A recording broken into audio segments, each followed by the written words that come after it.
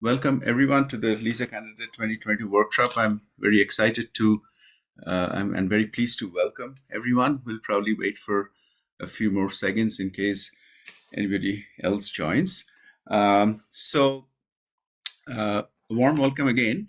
We'll have 3 talks in the first session by Jess McIver, John Ruan, and Domenico Giardini. And just a few quick points before we start. The speakers, if you would like to upload your talks to the website or the conference website, or if you need any help, or you can just send it to your session chair, which would be me for this session. I'd be happy to, with the help of my colleagues, to upload the talks. The talks would be recorded. If there's any issues or questions, or for any reason, if you would not like it to be recorded, just let me know. We would, of course, respect that. And so we kind of ask for implicit permission to record. And right, so let's start our first session. We look forward to a very exciting 2 days of this workshop, and with lots of interesting talks and information and synergies and stuff. So without further ado, I'd like to welcome Jess McIver to give the introduction, following which we'll go for the other 2 talks. So if you're ready, Jess, I'd like to hand this over to you for your talk. Thank you. Thanks everyone, and welcome again. Thank you, Saria, and good morning everyone from the Pacific Coast. So I'm going to give everybody an overview of the meeting in the context of this new era of discovery. So probably many people have seen this figure or something like it before. So this is showing the context of LIGO-Virgo gravitational wave discoveries in the context of electromagnetic observations.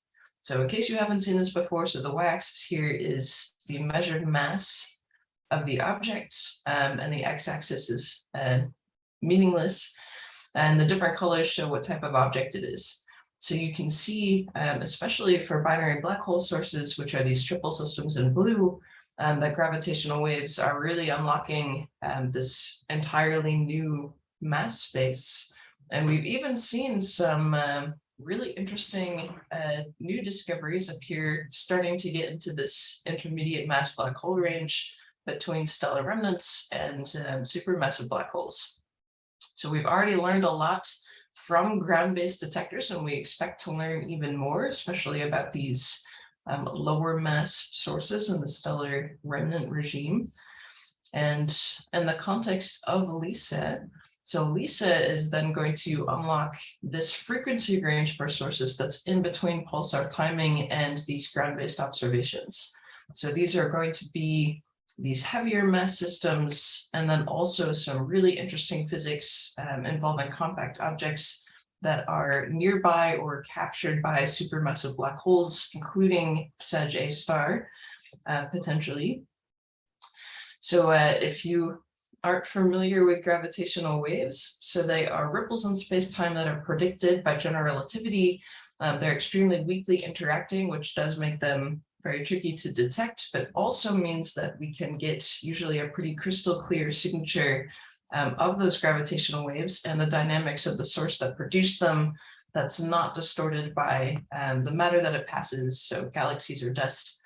So we can use gravitational waves as this direct probe of the dynamics of these systems that are producing these sources.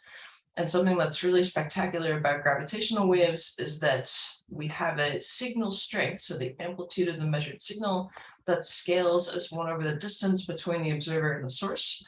So that means 2 things.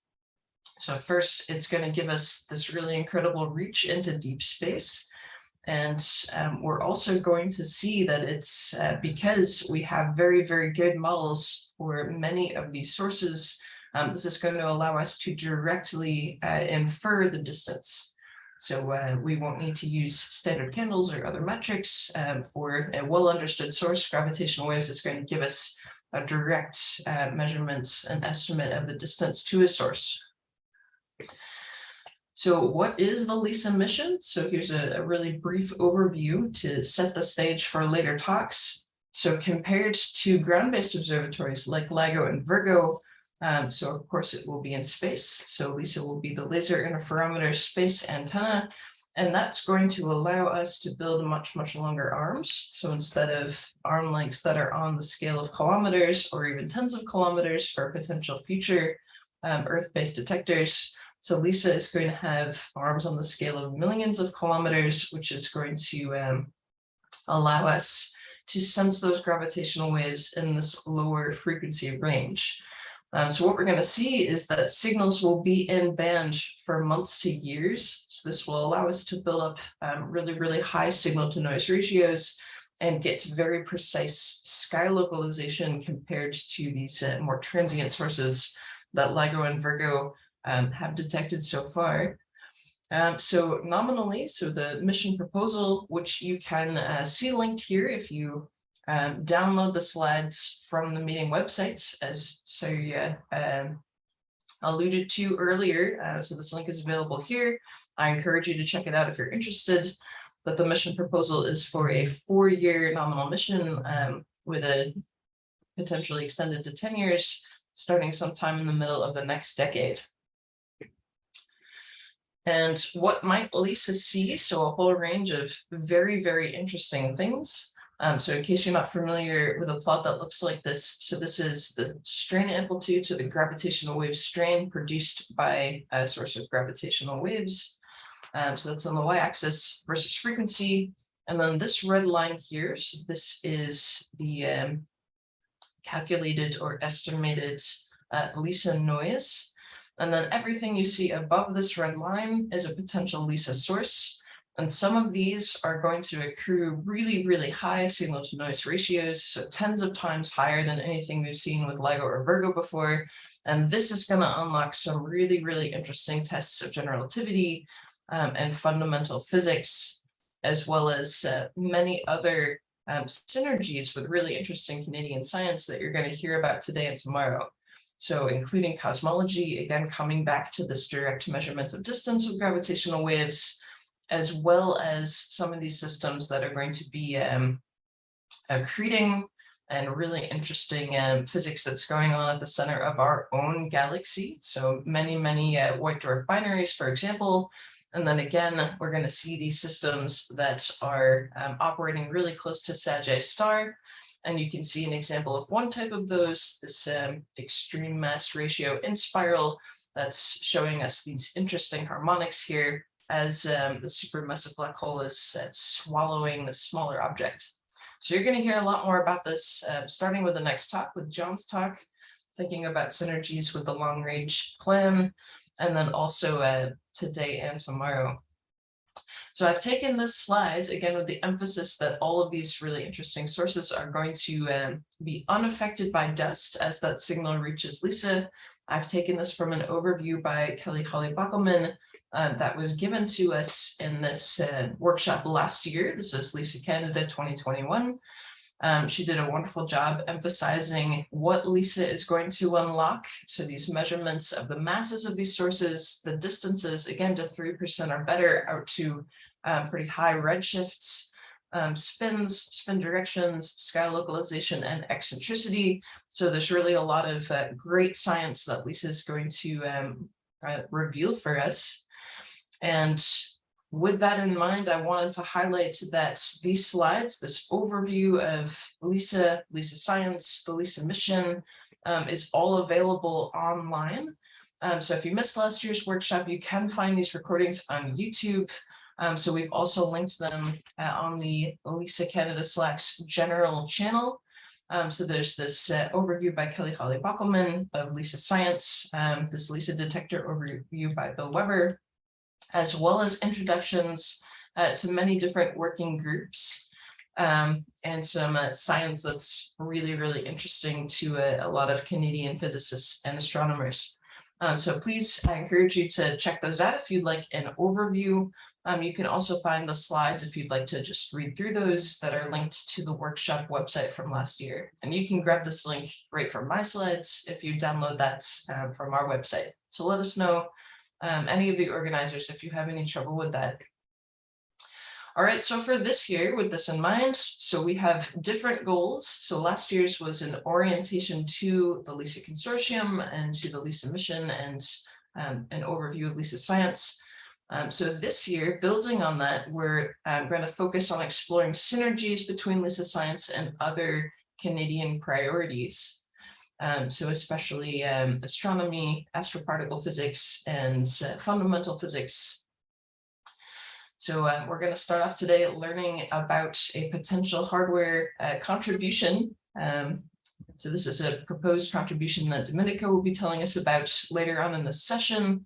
And then we're also going to close out tomorrow by highlighting some current LISA-related efforts within Canada with some really exciting lightning talks.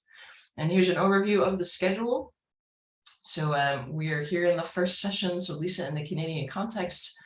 So we've got 2 sessions that are going to highlight synergies, so later today and then also tomorrow, with a little bit more theory emphasis on tomorrow.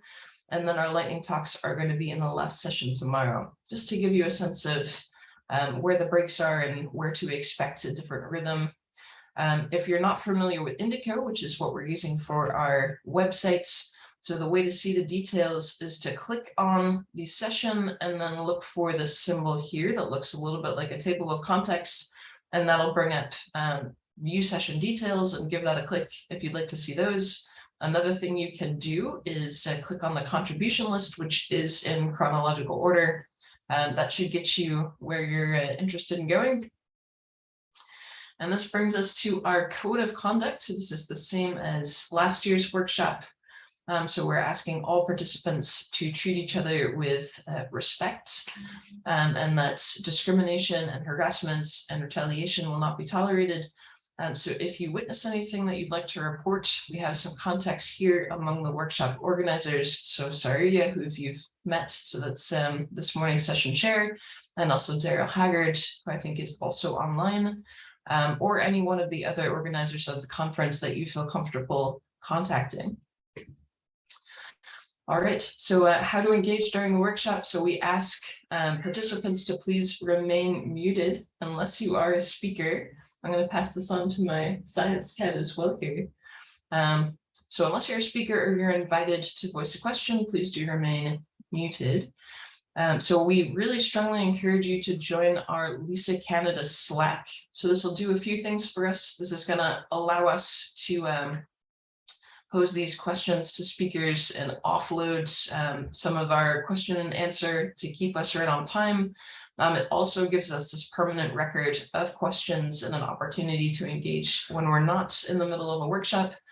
So please do take advantage of LISA Canada Slack.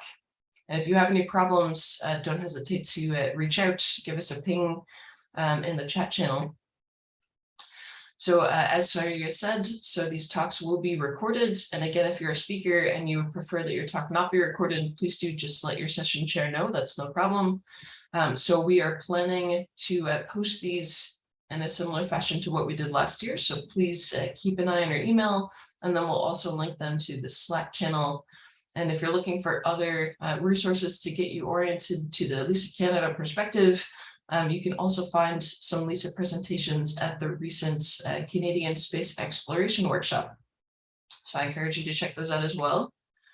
And then lastly, so there is currently an ongoing discussion about the hardware contribution that Domenico is going to tell us about later on in the session. So this contribution may possibly be funded by the Canadian Space Agency, which would make Canada an official partner in the LISA mission, which is pretty exciting. So to help with the CSA engagement on this, so we are collecting names and institutions from people who would like to express interest in LISA. So if by the end of the workshop that includes you, then we encourage you to add your name here. So this will be something that we'll come back to at the end of the workshop as well. All right, so with that, back over to you, Saria, and I will echo your welcome. And I'm really looking forward to hearing about the other talks. Thanks a lot. Thank you, Jess, for your very nice introduction and the explanations. That was really helpful. So that's a great start. With that, I'd like to warmly welcome our